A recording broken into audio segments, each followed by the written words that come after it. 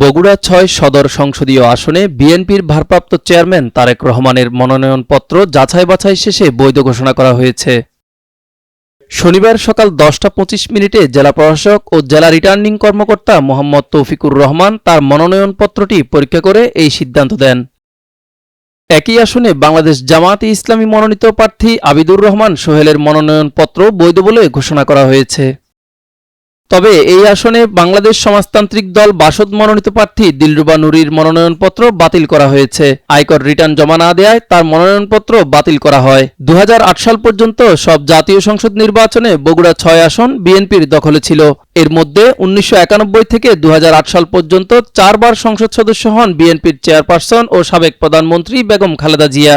2014 সালে এই আসনে বিনা প্রতিদ্বন্দ্বিতায় জাতীয় পার্টির নুরুল ইসলাম বিজয়ী হন। 2018 সালের নির্বাচনে বিজয়ী হন বিএনপির মহাসচিব মির্জা ফখরুল ইসলাম আলমগীর। তবে তিনি শপথ না নেয়ায় উপনির্বাচনে বিএনপির গোলাম সিরাজী বিজয়ী হন।